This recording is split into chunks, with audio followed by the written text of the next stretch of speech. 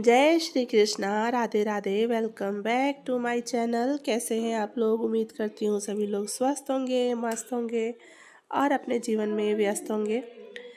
हो चुका है आगमन माता रानी का और हम सबके परिवार में, हम सबके जीवन में, हम सबकी लाइफ में बहुत उम्मीद करती हूँ माता रानी हम सबकी लाइफ में ढेर सारी खुशियाँ लेकर आए। जय माता दी। और ब्लॉग की शुरुआत मैं थोड़ा सा लेट से कर रही हूँ। मीठी को तैयार करके मैंने स्कूल भेज दिया था और पूछ समय भी ना 6:40 के बाद से शुरू हो रहा था, तो थोड़ा सा मैंने अपना टाइम लेके तब मैं अपना पूजा पाठ जो है शुरू कर रही हूँ। और जब नवरात्रि का पहला दिन होता है ना, तो उस दिन मुझे लेट हो ही जाता है, क्योंकि अक्सर ऐसा होता है क्योंकि मीठी का स्कूल होता है। मैं उसको पहले कलश वगैरह की स्थापना करनी होती है, तो मीठी को स्कूल भेज के तभी मैं करती हूँ। आज मैं आपके साथ पूरा पूरा अपना विधि शेयर करूँगी कि मैं कैसे कलश की स्थापना करती हूँ, माता रानी की पूजा मैं कैसे करती हूँ। हर घर में अलग होता है, मतलब अलग रीति रिवाज होते हैं। तो सबसे पहले मैंने यहाँ पे ना जगह तो थी नहीं, जो मैंने चौकी बिछा रखी है भगवान जी की, वहाँ पे तो जगह थी नहीं। और मैंने इधर अलग से एक माता जी के लिए स्पेशल माता जी के लिए चौकी लगा दी है और उस पर बिछाया मैंने पीले रंग का कपड़ा और उस पर अपने माता रानी को विराजमान किया है। और फिर मतलब वहाँ पे अक्षत वगैरह रख के उसके बाद से बनाऊंगी मैं चावल से अष्टदल कमल।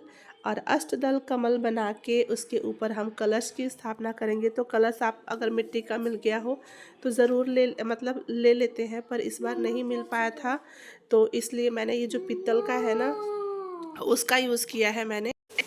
तो यहाँ पे लगाऊंगी मैं स्वास्तिक बनाऊंगी और दोनों तरफ से फिर इसको बंद कर दूंगी मैं। तो कुमकुम या रोड़ी की मिला के मतलब उसका आप स्वास्तिक बना लीजिए, बना के और तब मैंने स्थापित किया है। और यहाँ मैं आम का पल्लो, तो आम का पल्लो या तो 5 पल्लों का हो या 7 पल्लों का हो, पर न ये 5 पल्लों का था, न ये 7 पल्लों का था। मैंने क्या किया ना, इसके पत्ते अलग कर लिए, जो अच्छे पत्ते थे ना, क्योंकि सब में मंजरी लग चुकी है आम में, तो पत्ते थोड़ा सा तोड़ने में भी, जो तोड़ने जाता है उसको भी थोड़ा सा होता है, क्योंकि फल लगा हुआ आप नहीं तोड़ना चाहिए। तो इस वजह से मैंने इसमें पत्ते तोड़ लिए हैं और इन सब पे को चंदन और कुमकुम लगा के और फिर मैं यहाँ पे लोटे में लगाऊंगी। और इसके ऊपर हम एक पात्र रखेंगे जिसमें रखेंगे चावल।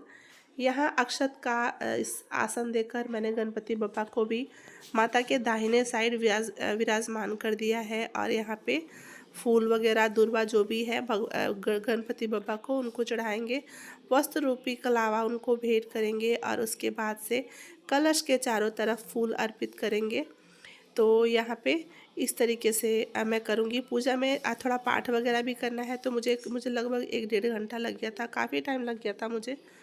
तो उसके बाद से इधर मैंने जो दीप होता है, दीप प्रज्वलित करके, दीप क्या होता है, हमारी पूजा का साक्षी होता है, तो दीप जला के और रख दिया मैंने। और अब हम करेंगे संकल्प कि हे माता रानी, मैं 9 दिन का व्रत रखने जा रही हूँ और आप मेरे ऊपर अपनी कृपा बनाए रखिएगा। जो मुझसे गलती सही होगी उसके लिए क्षमा कीजिएगा। संकल्प करने के बाद वो अक्षत और फूल माता रानी को अर्पित कर देंगे। हाथ में अक्षत और फूल लेकर ही संकल्प करती हूँ। तो इस तरीके से कौन क्या करता है मुझे इसका नहीं पता, पर मैं इस तरीके से ही करती हूँ। और मैंने पंडित जी को जब घर में हवन वगैरह करवाया है या पूजा पाठ, तो पंडित जी से ही ये सीखा है मैंने। तो जितना कहते हैं जितनी शक्ति उतनी भक्ति, उस हिसाब से मैं करती हूँ। और यहाँ पे ना जो नारियल का गोला होता है, तो जो उसके ऊपर मतलब जो बाल वाला होता है ज़्यादा वाला, उसका मुख हम अपनी तरफ रखेंगे और उस पर मौली बांध के और कुमकुम और चंदन का तिलक करके फिर उस पे हम विराजमान करेंगे माता रानी के लिए। और यहाँ मैंने वैष्णो माता की एक मूर्ति मंगाई है छोटी सी, जिसमें गुफा में विराजमान है माता वैष्णो। तो उनके लिए 2 चुनरी मंगाई थी मैंने, और नई चुनरी चढ़ाऊँगी मैं। यहाँ पे कृष्ण भगवान भी विराजमान है।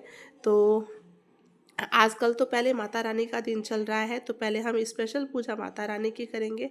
बाकी भगवान जी की भी तो करते ही हैं और करेंगे ही, लेकिन पहले हर चीज़ की शुरुआत मैंने माता रानी से की है कि अब मेरी जो भी गलती हो, जो भी गलती सही हो, उसके लिए क्षमा करे। और जितना मेरे पास भक्ति भाव से शक्ति से जितनी मेरे पास है, मैं उसी चीज़ को अर्पण करके और पूजा का जो है वो मैं कर रही हूँ। उसके बाद से यहाँ हम यहाँ पे ना एक और दीप जलाएंगे, और इस दिए को मतलब अखंड ज्योति के तौर पे मैं यहाँ रखूँगी, जो 9 दिन तक जलती रहेगी, बुझनी नहीं चाहिए। तो मैंने इसमें ना रात में भी उठ के तेल वगैरह डाल दिया था, 2 बार डाला था मैंने।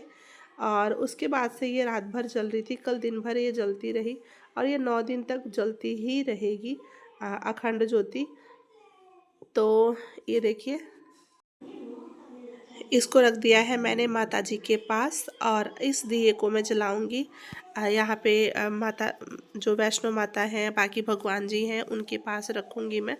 तो ये दोनों दिया जो है यहाँ पे रहेगा। ये तो बुझ भी सकता है, चलो ठीक है, लेकिन जो माता की चौकी पे है वो नहीं बुझना चाहिए। उसके बाद मैं श्रद्धा भाव से, और जो मिल पाता है, जो बन पाता है, उस तरीके से यहाँ पे भोग लगाया है मैंने। माता रानी का केला है, सेब है, और साथ में कुछ बतासे हैं, थोड़ी सी मिश्री है। इसका भोग लगा के और सप्तशती का पाठ करती हूँ मैं। वो करने के बाद फिर मैं यहाँ पे करूँगी माता रानी की आरती।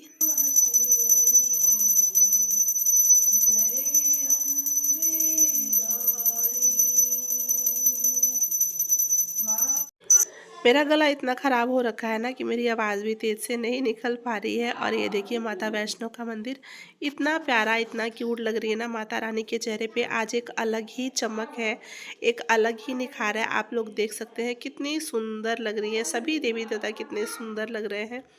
और आप लोग भी कर लीजिए मेरी माता रानी के दर्शन। और ये था मेरा पूजा का विधि विधान। मैं हमेशा हर साल ऐसे ही करती हूँ।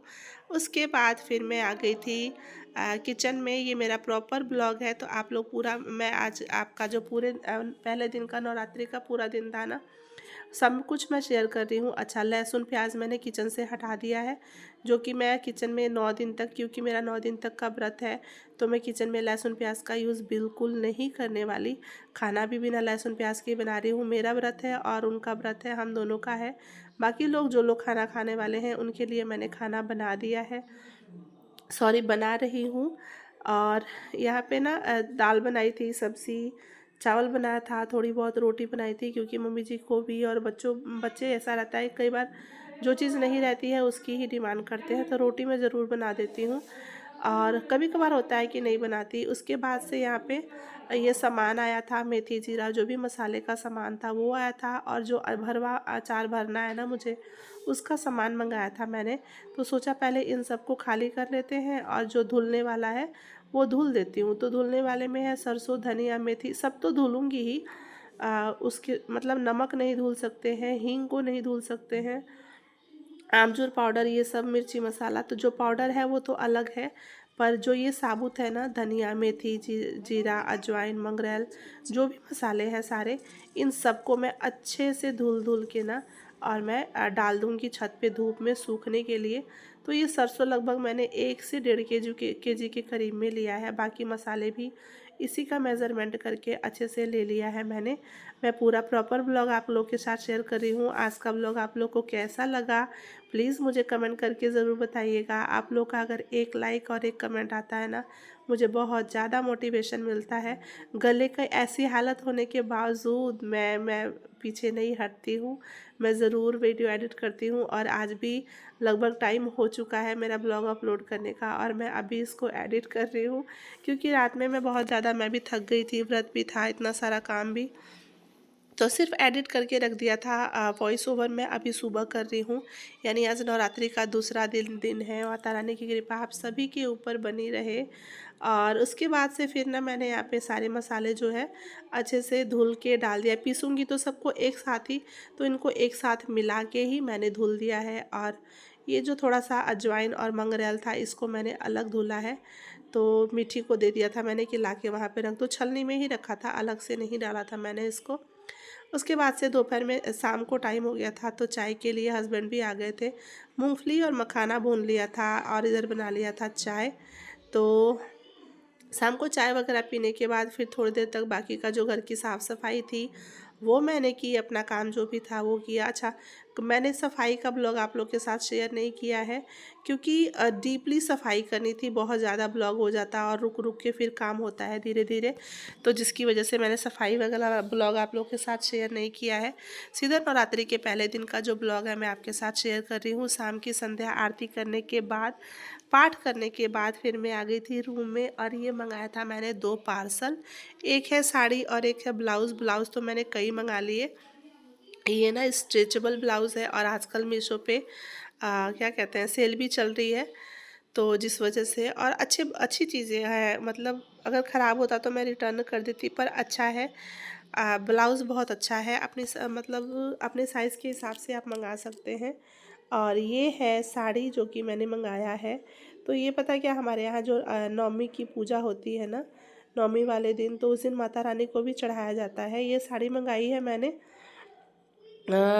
अंडर 1000 के है।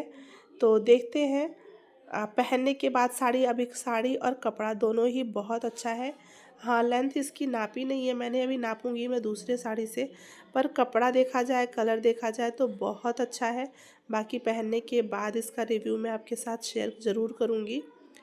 तो ये देखिए, और ये है इसका ब्लाउज़, मैंने मम्मी जी को बुला के दिखाया, इतना प्यारा लग रहा है ना, कलश का पूरा उस पे आंचल पे है। तो देखते हैं पहनने के बाद कैसा लगता है और धुलने के बाद कपड़ा कैसा होता है, ठीक है। फिर इसका पूरा रिव्यू मैं दूंगी। तो ये सब करने के बाद फिर मैं इसको पैक करके और रख दूंगी। वैसे नवरात्र में नए कपड़े नहीं पहनते हैं, तो पहले मैं इसको माता जी को चढ़ाने के बाद ही इसको पहनूंगी। उसके बाद फिर मैं आ गई थी किचन में, और यहाँ जो मसाले दिन में धुले थे ना, वो सूख गए थे, तो उन सबको अच्छे से भून के और रखना था।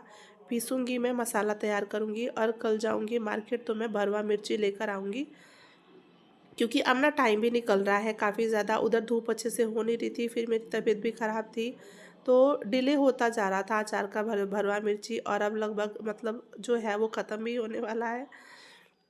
तो अचार बनाना बहुत इम्पोर्टेंट हो गया है। इधर मैं सारे मसाले धीरे धीरे करके एक एक करके भून लूँगी, बहुत अच्छे से भुनेंगे इसका, ताकि जो मॉइस्चर है वो ख़त्म हो जाए। जब एक अच्छी सी खुशबू पूरे किचन में फैल जाती है, जब मसाले भुनता है ना, बहुत अच्छी खुशबू आती है। तो इधर सबको मैंने एक साथ भून लिया है। सरसों को अलग भून रही हूँ मैं, मतलब जितना एक उस कढ़ाई में आ जा रहा है उसी हिसाब से। और यहाँ भून रही हूँ मैं सरसों। तो सरसों तो बहुत अच्छे से सूख गया था, सरसों और ये सब सूख गया था। अजवाइन थोड़ा सा लग रहा था मुझे कि, क्योंकि चलनी में था ना, इस वजह से मुझे लग रहा है कि बहुत अच्छे से नहीं सूखा है, पर भून लिया है मैंने, कोई प्रॉब्लम नहीं है। सारे मसाले को भूनकर और रख दूंगी मैं। और इसका जो मसाले बनाने का जो प्रोसेस है, इसका ब्लॉग आपको अगले दिन मिलेगा, यानी इस ब्लॉग में नहीं मिलेगा। इस ब्लॉग में सिर्फ मैंने मसाले भून के और रख लिया है। तो एक एक राउंड मैंने सरसों भून लिया है। अब दूसरे राउंड में ना मैंने यहाँ पे मिर्ची भी ऐड कर दी है, कि मिर्ची भी साथ में ही भून जाएगी धीमी आँच पे। तो मिर्ची को और इसको दोनों को एक साथ में भून लूँगी। हमारे यहाँ कहते हैं ना, अचार बड़े विचार से बनता है, तो बड़े शुद्धि का, हर चीज़ का ध्यान, शुद्धि मतलब कहीं गीला हाथ ना लग जाए, कहीं पानी ना पड़ जाए, या मतलब कुछ ऐसा ना हो जाए, तो थोड़ा सा बचा के तब करना पड़ता है अचार का। तो वो तैयारी करके रख दिया मैंने ठंडा होने के लिए। और इधर बना रही हूँ मैं फलहारी सब्जी। तो फलहारी सब्ज़ी मैं बना रही हूँ, आलू की ही बना रही हूँ। पहले मूंगफली को घी डाल के, और इधर मूंगफली को ना रोस्ट करके निकाल लूँगी मैं। मसाले में जीरा, धनिया, सूखी मिर्च, अदरक और टमाटर का यूज़ करूँगी। और क्योंकि मेरे घर में खाते हैं नमक तो शुरू से, तो मैं चेंज नहीं कर सकती इस चीज़ को कि नहीं आप लोग मत खाइए पहले दिन। तो इधर मूंगफली को रोस्ट करके निकाल लिया है मैंने, और मेरे हस्बैंड को ये सब्ज़ी बहुत पसंद है। वैसे सबको है, लेकिन मेरे हस्बैंड को थोड़ा सा ज़्यादा ही ये सब्ज़ी पसंद है, तो इस वजह से बना रही हूँ मैं। और ये देखिए, ये जो मसाले दिखाए थे ना मैंने आपको, उसका पेस्ट बना के रख लिया है। और घी डालने के बाद मैंने इसमें डाला है जीरा, और बस ये मसाले डाल के पहले इसको भुनेंगे। फिर यहीं पे डालूँगी मैं थोड़ा सा सेंधा नमक। व्रत में सेंधा नमक का यूज़ किया जाता है, तो यहाँ पे मैं सेंधा नमक का ही यूज़ करूँगी, और ज़रूरत के अनुसार डाल दूँगी। और उसके बाद फिर इसको थोड़ा सा भुनने के बाद फिर इसमें मैं आलू काट के डाल रही हूँ, उबाला नहीं है। आलू को छील के और काट लिया था। इन सबको 2 से 3 मिनट तक भुनने के बाद फिर मैं जो मिक्सर जार में मसाला लगा हुआ था ना, वो डाल के और पानी, धनिया का पत्ता थोड़ा सा डाल के, और कुकर की सीटी जो गैस है वो बंद कर दूँगी। ज़रूरत के अनुसार आप कम ज़्यादा पानी कर सकते हैं। तो ये मेरा ब्लॉग ना सुबह से लेकर शाम तक का था पूरा। मैंने नवरात्रि पे जो भी किया, बाकी जो काम किया वो तो मैंने शेयर नहीं किया है। बाकी जो ये सब किया ना किचन के रिलेटेड, वो सारा शेयर किया है मैंने। और यहाँ पे जो सब्ज़ी है मेरी बनकर तैयार हो चुकी है। इसमें थोड़ा सा धनिया का पत्ता डाल देंगे ना तो बहुत अच्छी सब्ज़ी, मतलब जो खुशबू है आती है, तो वो डाल दिया है मैंने। और अब मेरी सब्ज़ी जो है बन के तैयार हो चुकी है। इसको निकालेंगे, यहाँ पे डालेंगे ढेर सारा धनिया का पत्ता, जो मूंगफली भून के रखी है। आप चाहें तो पहले से भी डाल सकते हैं, मैंने बाद में यूज़ किया है। मिलते हैं अगले दिन ब्लॉग में, तब तक के लिए स्वस्थ रहिए, मस्त रहिए। जय माता दी, जय श्री कृष्णा, राधे राधे।